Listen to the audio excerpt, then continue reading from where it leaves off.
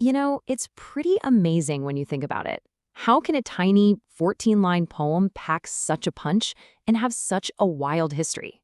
Well, today we're going to trace the incredible journey of this sonnet.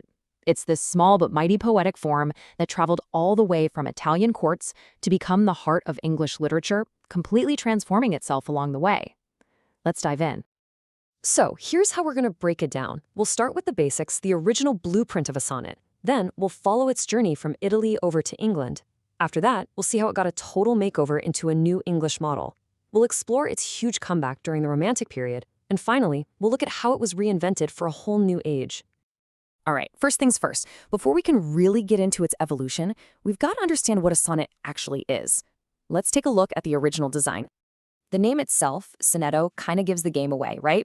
It means a little song. So you can think of it as this short lyrical poem with a really specific structure, 14 lines, that's the magic number. And in English, those lines are almost always written in iambic pentameter. You might remember that from school. It's that rhythm that sounds a bit like a heartbeat. Da-dum, da-dum, da-dum, da-dum, da-dum. Now, what's so fascinating here is that the sonnet wasn't born in England at all. Nope, it was a 13th century Italian invention from Sicily, created by a poet named Giacomo da Lentini. About a century later, the famous poet Petrarch comes along, and he just perfects the form, making his style the absolute gold standard. It actually took until the 16th century for this little song to finally make the trip north to England. And this right here was the model that England first got its hands on. A Petrarchan sonnet is really a poem in two parts. You've got an 8-line section, the octave, which sets up a problem or asks a big question, and then you have the 6-line sestet, which answers that question or offers a solution. The structure creates this really elegant turn, a natural pivot in the poem's argument, right between the two sections. So the big question is, how did this very Italian form make it across the English Channel and find a new home in a new language? Well, it was all thanks to two main guys, Sir Thomas Wyatt and Henry Howard, who was also the Earl of Surrey. These two poets were traveling, they came across Petrarch's work, and they were the very first to start translating and adapting his sonnets for the English court. They were the trailblazers. But here's the thing, they had totally different ideas about how to do it. Wyatt was more of a purist. He tried to stick really close to Petrarch's original poems. Surrey, though, he was more of an innovator. He saw Petrarch's work as a starting point, a launchpad for his own creative ideas. And honestly, that spirit of adaptation is what changed everything for the sonnet in England. See, those early English poets figured out pretty quickly that the Italian model didn't fit the English language perfectly.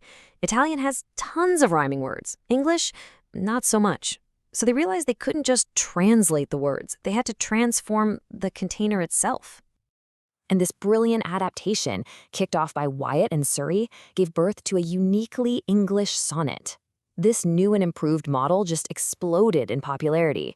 It became the go-to form for Renaissance poets to explore all those big themes: love, beauty, mortality, you name it. And this slide is crucial. This is the big transformation. Instead of the Italian octave and sestet, the English sonnet, which Shakespeare would later master, is built with 3 4-line blocks called quatrains, and it ends with a killer 2-line punchline, the couplet. That different structure completely changes the rhyme scheme, and it moves the turn. Instead of a slow pivot after line 8, the English sonnet builds an idea for 12 lines, and then, bam, it delivers a powerful, often surprising twist in that final rhyming couplet.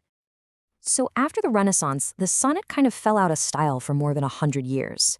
But then came the Romantic poets. And they didn't just bring it back, they became completely, utterly obsessed with it. Okay, well, maybe not all of them. Lord Byron, ever the rebel, was definitely not a fan. He thought sonnets were whiny, rigid, and just plain dumb. I mean, to be fair, he only ever wrote about 5 of them in his whole life. But on the total opposite end of that spectrum, William Wordsworth. This guy wrote 523 sonnets. I mean, that's not a revival, that's a lifelong obsession. So what was the big deal? Why was he so into it? Well, Wordsworth argued that the sonnet's strict rules weren't a cage. They were a source of strength. In a time that was all about freedom and breaking the rules, he felt the sonnet offered a welcome discipline. It was a framework that could actually focus the imagination and spark creativity instead of killing it. But the Romantics did way more than just write a ton of sonnets. They completely changed what a sonnet could even be about. They pushed it into some seriously new and unexpected territory. The sonnet was no longer just a vehicle for love poetry. The Romantics used it for, well, everything. They wrote sonnets about politics, about the beauty of nature, about church history. They even wrote sonnets about new technology, like steamboats and railways. Can you imagine? The little love song had become a way to talk about the biggest ideas of the day. They even made a game out of it. Poets like John Keats, Percy Shelley, and Leigh Hunt would have these sonnet duels. It was a friendly competition where they'd challenge each other to write the best sonnet they could on the same topic, like the Nile, in a really short amount of time. It was this fun rivalry that just made all of them better poets. So when you look back at this incredible journey, all the way from Sicily to England, from love poems to poems about trains, you have to wonder, what is it about this tiny 14-line form that's allowed it to survive for so long? I think Wordsworth himself probably said it best. In a sonnet he wrote about a river, he's thinking about time, and he realizes something profound.